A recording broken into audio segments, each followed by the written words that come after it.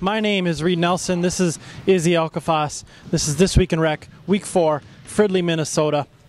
Let's flash backwards to yesterday, Bloomington South, game of the week. Riddlers take down the T-Pups fairly easily. T-Pups without Mike Byrne. T-Pups have never beaten the Riddlers without Marcus Marshall. I learned that this week. I don't specifically care about the game. Talk about the Riddlers' chances this year. Well, it's the same Riddlers squad that's been around for ages. They have a chance. Obviously, I think they are the top 5 team. But it'll come down to their attendance. And in the playoffs, there's a couple teams that really need everybody there. And I think the Riddlers are one of those teams. They had everybody there yesterday, and they looked good. Obviously, Byrne wasn't in attendance for the Pups, which would have changed the game drastically, I think. I'd say that they're right up there with the favorites. They could definitely win it. They're a little smaller than most of the teams. I think a lot of teams have gotten bigger over time. I think 2 years ago, most teams only had one big man. Now teams are coming out with 2 big men, a stretch big man. So as long as they can defend that, they'll be fine. But yeah, they're definitely up there.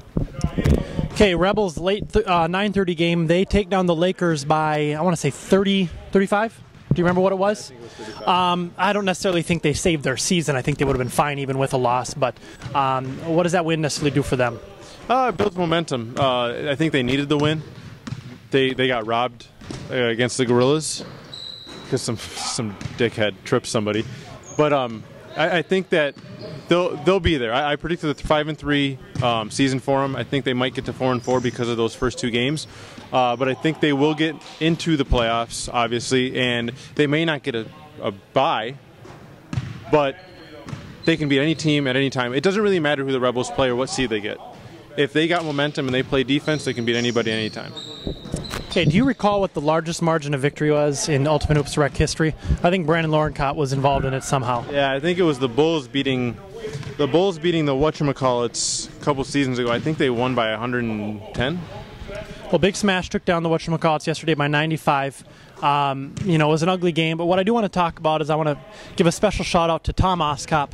You may remember him from the whatchamacallits Broncos game where he lost his cool a little bit at the end of that game. One of my favorite videos of all time. He actually hurt his ankle really badly at the end of the first half, and he played, because they only had 5 guys the remainder of the game. Now, he could barely get to half court, but he kept gritting it out, and I talked to him after the game. I said, hey, that's pretty brave of you. And he goes, or not brave, but that was pretty gritty of you. He goes, you know what, we were losing, and I'm not a quitter. So I thought that was kind of cool of him. So flash forward to tonight. Turtles add Trey Sales. Okay.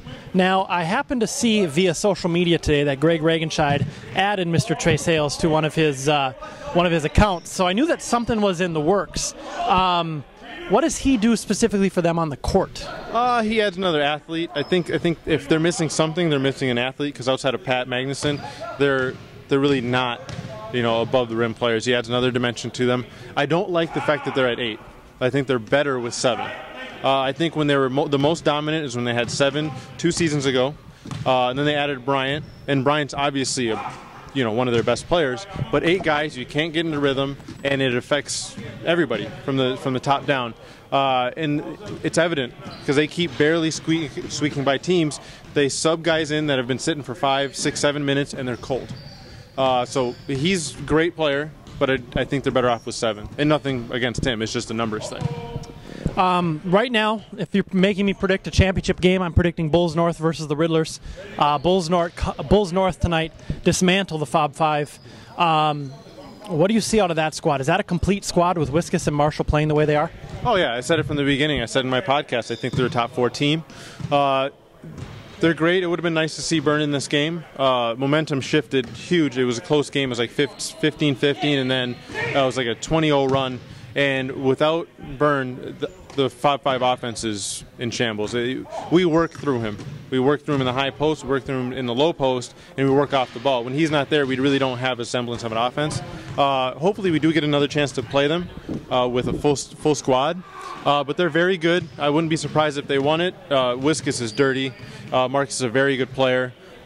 He can change games within minutes. And Helmy and Sky is a very nice combination. And I love Kelsey, Peoples, and Rock, especially when they have a good solid core. They play well. and they don't play out of control. When they played with the Cush Club, it was really ugly at times. And it's nice to see Stephen Kelsey under control because I think he's a great talent. Yeah, and Lamont Peoples, as you mentioned in your podcast, you think he's one of the most underrated players. He sucks, though. Hey, Lamont Peoples sucks. Okay, another under-the-radar story.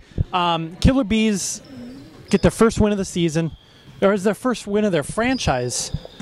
They didn't win all last year, so they win their first game of the season with Maurice Mills. Maurice Mills gets tossed off the team between week 1 and week 2.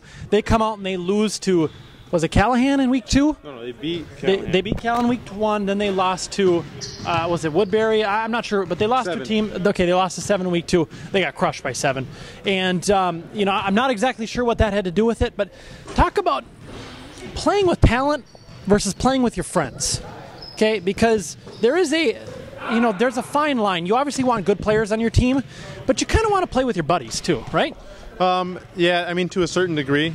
I mean, if your buddies can't compete, it's nice to be able to play on a winner every once in a while.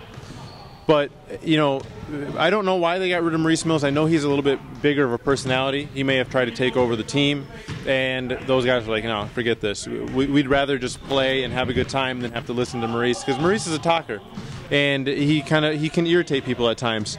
So I was happy when they won their first game. But now that they've lost a couple, I think they're back to where they were. Well, they did win tonight over the Kool-Aid Kids. Oh, Yep. Awesome. I was over here doing stats. So. Lastly, 7 come out tonight, beat a good Husky squad, a very underrated 0-3 Husky squad in overtime.